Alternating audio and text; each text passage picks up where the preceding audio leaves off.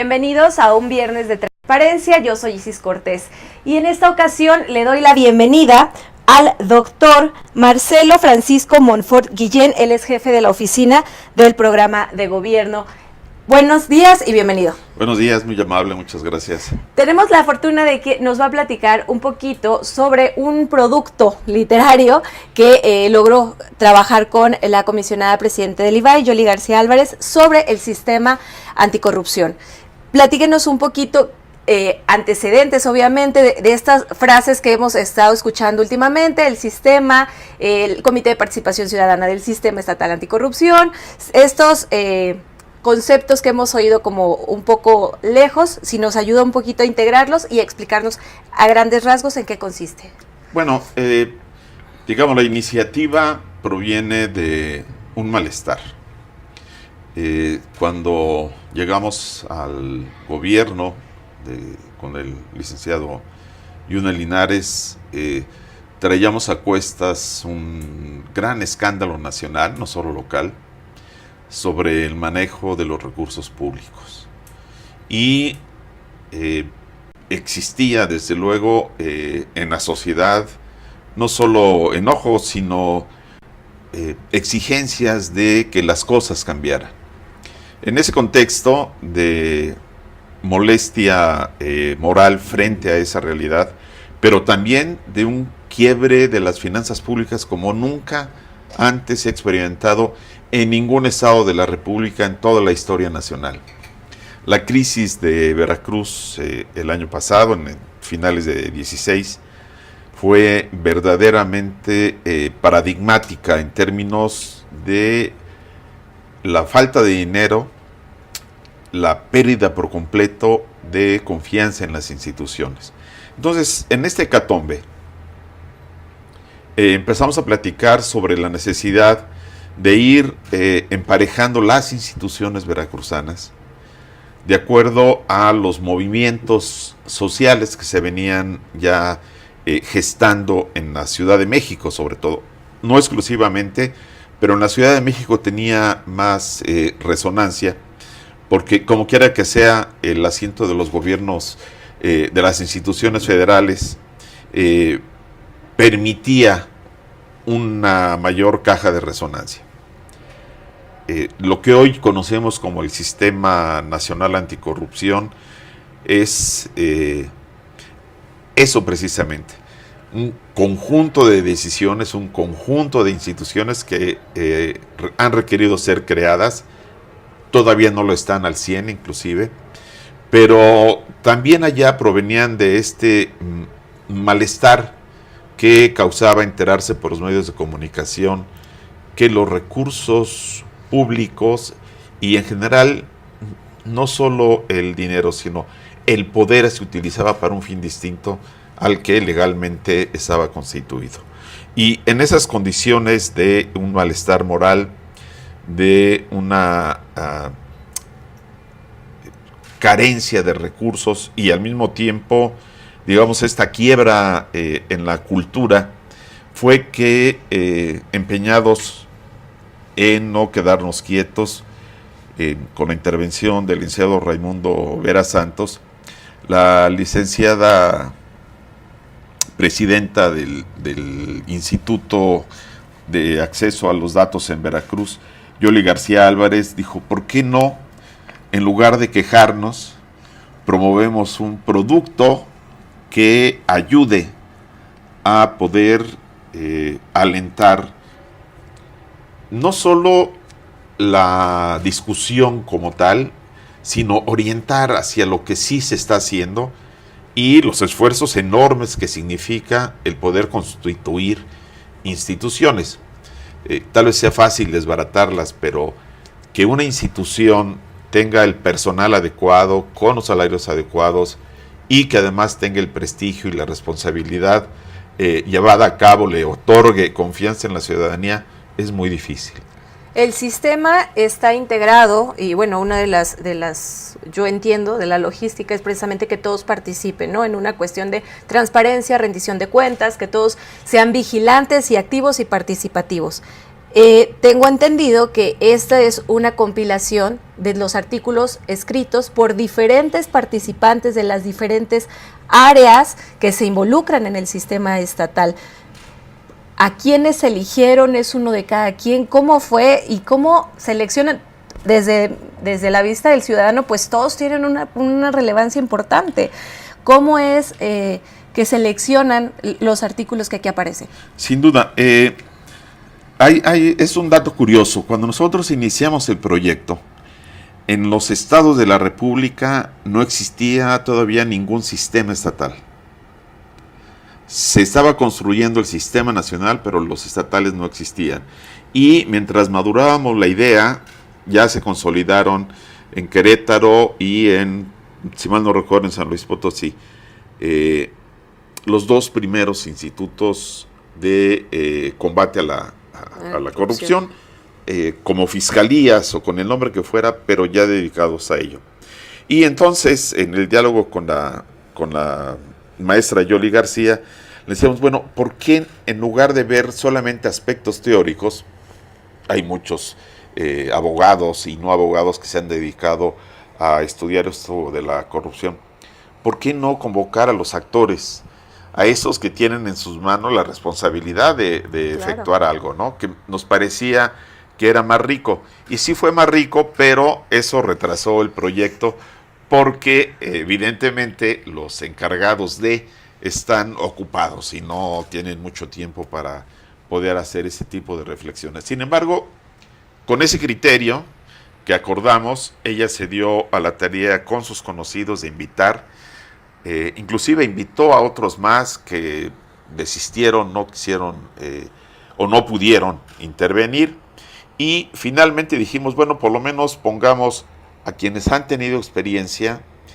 y a quienes están por asumir una posible responsabilidad.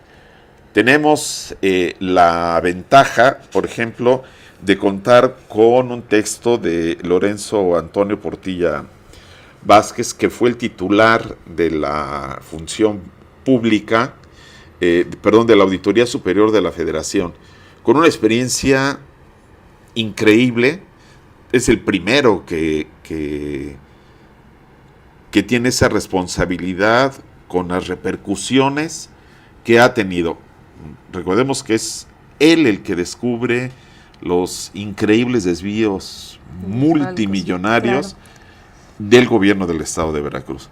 Bueno, él ya no es titular, pero conseguimos que aportara con un texto bastante mesurado, bastante ilustrativo, con experiencia, pero ya en un tono de madurez que ayuda mucho a comprender que a pesar de esa función tan importante que tenía, no bastaba, porque él, digamos que actuaba solo, todavía no estaba el sistema como tal en donde podría actuar. Este engranaje que existe ahora, legalmente establecido en las diferentes instituciones de vigilancia, ¿no? Es correcto, esto le da una fortaleza a las decisiones que él no tuvo, desgraciadamente, y bueno, señalaba, pero era como, digamos, parte del escándalo, ¿no?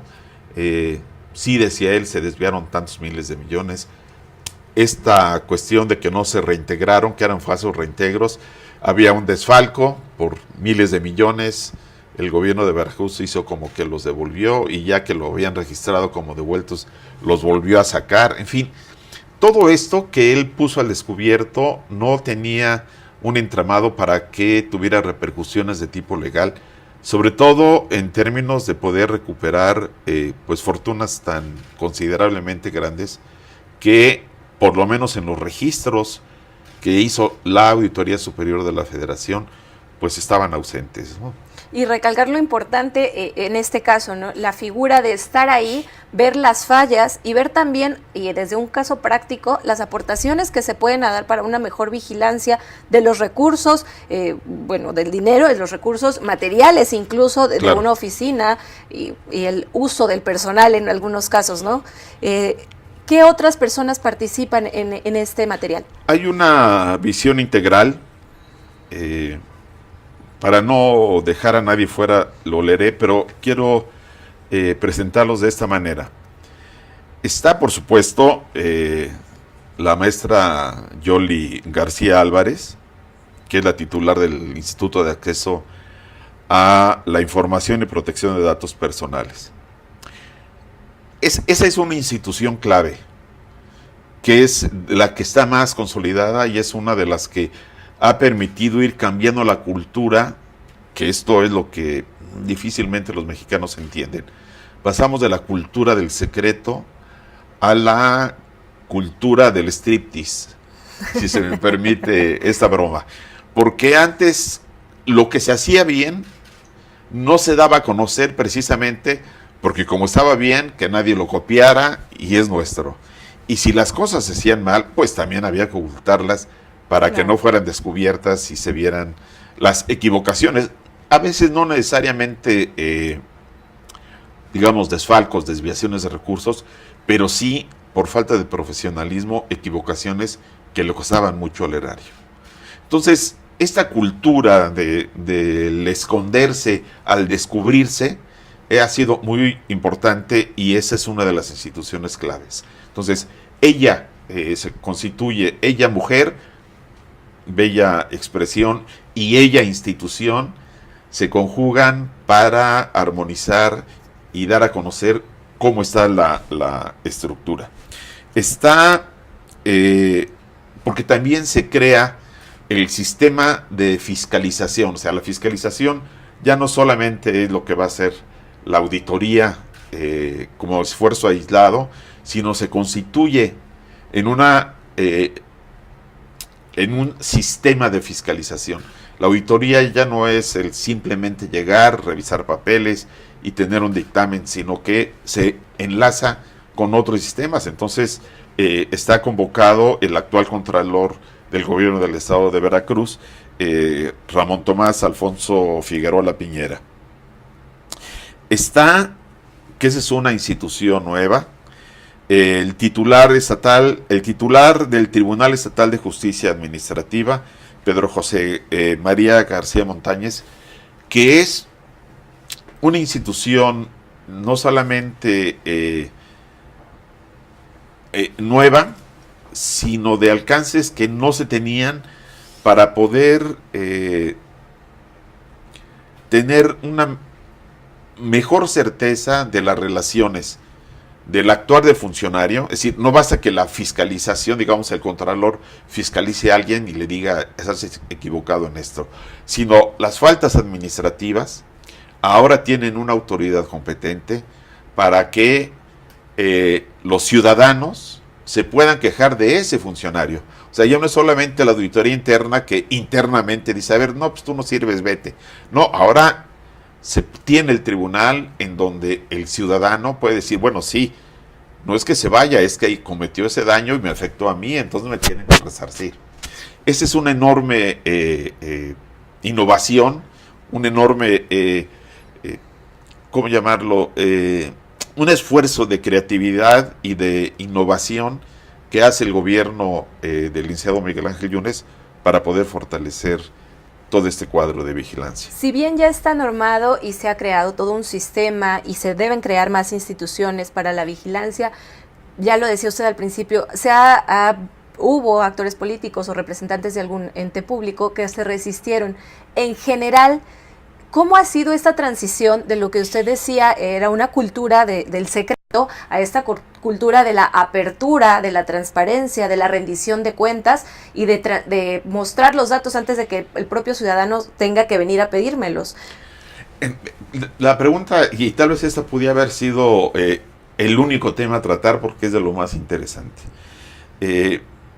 Leí hace unos días un artículo de Macario Esquetino, veracruzano, economista, matemático, decía que regularmente las personas dicen, no, pues aprender matemáticas, en México, aprender matemáticas es muy difícil, aprender física, química, biología es verdaderamente árido, eso es lo más difícil y por eso la mayoría de los estudiantes en México no quieren esas carreras, se van a donde no haya matemáticas.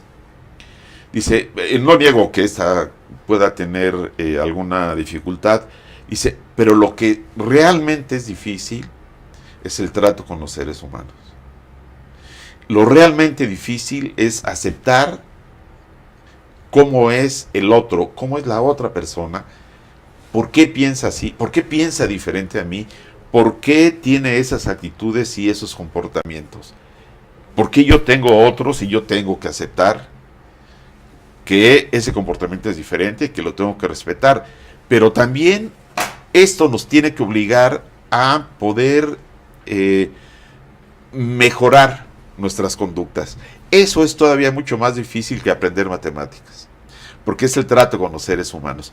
Y una de las cuestiones claves a decir es que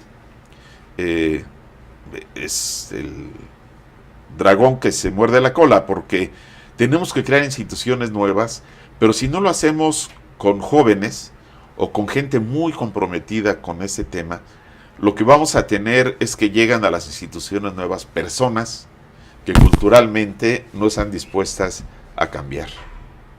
Y doctor, para las personas que estamos un tanto ajenas a todo este sistema, que apenas nos estamos acercando y conociéndolo, ¿qué es lo que vamos a encontrar en este material que de forma conjunta desarrolló con la maestra Yoli García? Bueno, además de las buenas contribuciones de la directora del IVAI, está esto que decía yo de Portilla, que da su experiencia en la necesidad de poder fortalecer al gobierno federal con, bueno, al poder legislativo federal con los sistemas estatales. Esa es la contribución de Pedro Montañez, que es una novedad. También el responsable del órgano de fiscalización de Sonora hace una inquietante revelación que pocas gentes se atreven a hacer. Todo mundo cree que el ente a repudiar por corrupto es el funcionario, y muy poca gente se pone a reflexionar que muchas veces son los ciudadanos los que por una prisa, por tener algún enfado, por no hacer cola, por las razones que sea, le dicen al empleado: oye, trata mi caso, yo ahí te doy, yo te adelanto algo, hombre, por favor, pero que salga antes. Mira que esa responsabilidad del ciudadano pocas veces se quiere ver. Y lo traigo a colación porque una de las condiciones que se ha expresado para explicar el resultado electoral de las elecciones pasadas del 1 de julio es que la gente estaba harta, que no aceptaba ya al PRI y al PAN, que sus conductas eran totalmente criminales, sin ver, como decía Sor Juana Inés de la Cruz, que somos la culpa, ¿no? Somos los que la culpa de lo que culpáis. Los ciudadanos también exigimos promovemos las conductas. A los funcionarios públicos que tuerzan sus conductas, que o reciban dinero o nos favorezcan, o favorezcan a sutano o a perengano. Esa es otra reflexión que está aquí. Hay una reflexión específica también del presidente del órgano de fiscalización de Querétaro, que llevan cosas muy adelantadas. Su sistema está bastante más avanzado, más integrado. Y finalmente Raimundo